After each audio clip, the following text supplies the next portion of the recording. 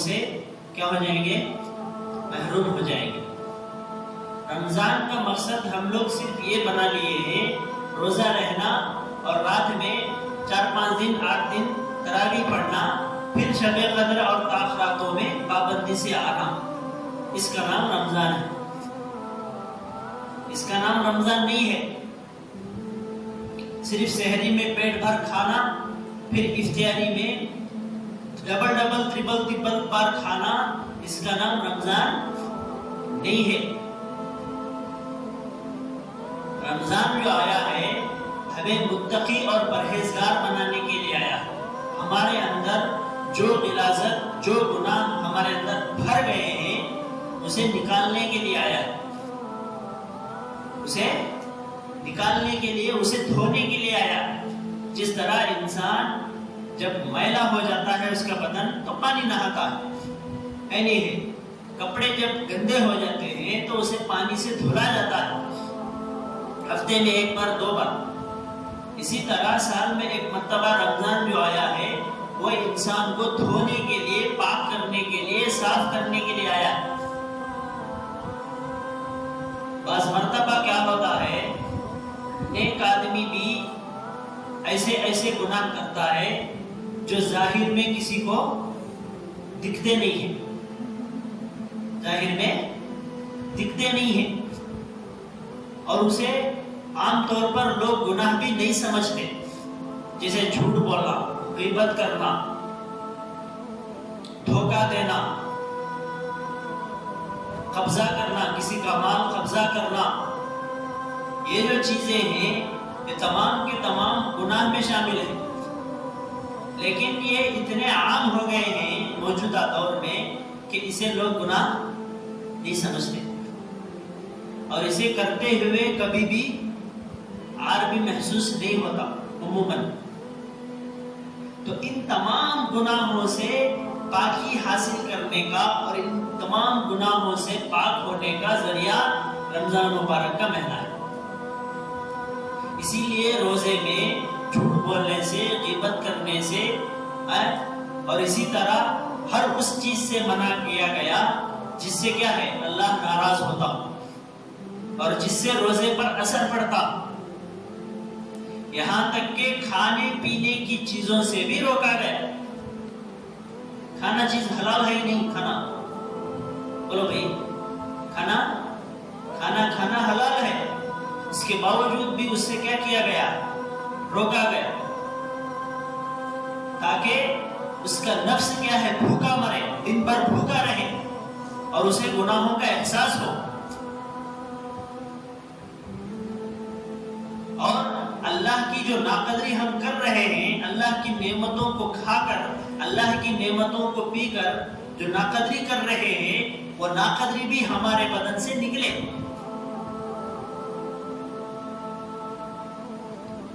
اسی لیے صبح سے لے کر شام تک بھوکا رہنے کا حکم دیا گیا، اور اسے یہ اس لیے کرایا گیا تاکہ اسے یہ احساس ہو کہ مجھے کھانے پر قدرت ہونے کے باوجود میں نہیں کھا رہا، تو اس کا مطلب کیا ہے، میرا ایک مالک ہے جو اس کا حکم چلتا ہے ساری دنیا پر، ساری کائنات پر۔ مجھے جب کھانے بولے گا تو میں کھاؤں گا، جب کھانے سے رکنے بولے گا تو رکوں گا۔ ٹھیک یہی معاملہ پوری شریعت پر عمل کرنے کا ہے۔ جس سے رکنے کہا گیا ہے اس سے رکنا ہے، جسے کرنے کا حکم دیا گیا ہے اسے کرنا ہے۔ اسی کا نام شریعت ہے، اسی کا نام اسلام ہے، اسی کا نام دین ہے۔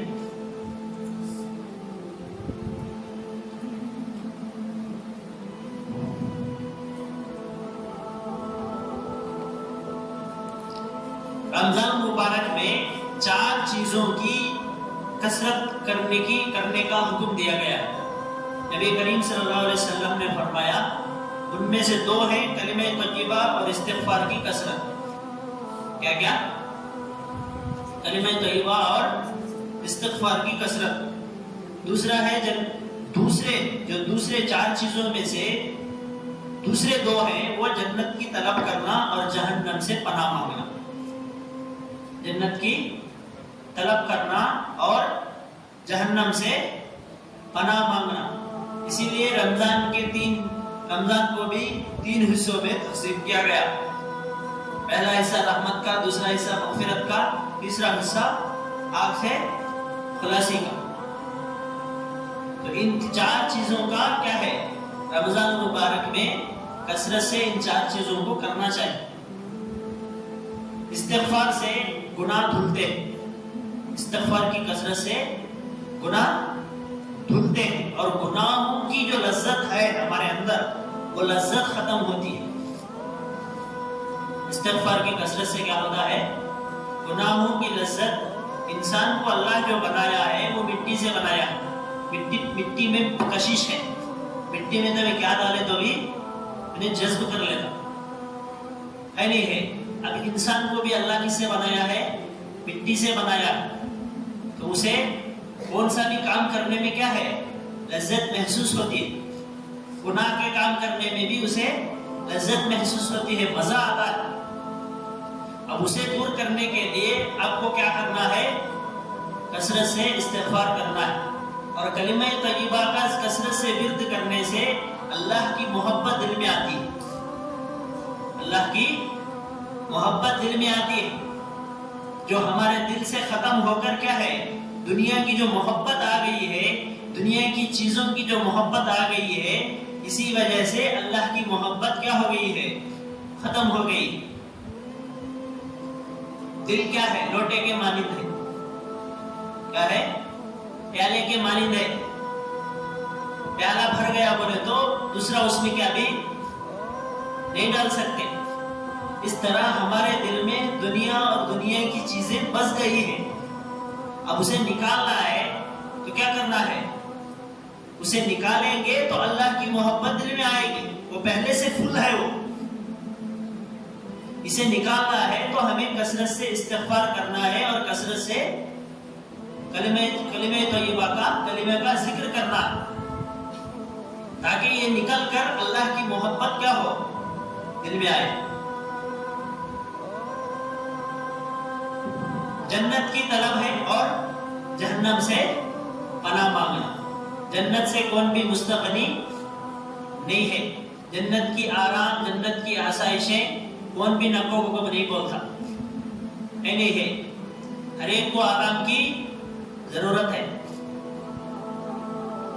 اسی لیے اللہ تبارک و تعالیٰ نے جگہ جگہ پر گناہ کا جہاں تذکرہ ہوا وہاں پر یہ ارشاد فرمایا کہ تم اپنے جانوں پر کیا نہ کرو؟ ظلم نہ کرو، گناہ اتنے بھی نہ کرو کہ جس سے کیا ہے؟ تمہیں سنبھالنا مشکل ہو جائے. کبھی کبھی آگ کے قریب جا کر دیکھنا کتنی گرماہٹ ہے اس میں، نہیں ہے. پورے بدن کو آگ میں ڈال ڈالے بولے تو تکلیف ہوتی، آرام ہوتا. تو اس لیے گناہ کرنے سے پہلے ان چیزوں کا استحضار ہونا کہ یہ گناہ مجھے کہاں پہنچائیں گے. بولو بھائی کہاں پہنچائیں گے؟ جہنم میں پہنچائیں گے، مجھے تکلیف دیں گے.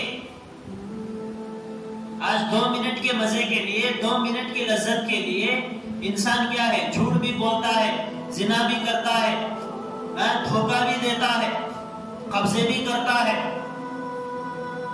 اور اللہ کے احکامات کو جھٹلاتا بھی ہے.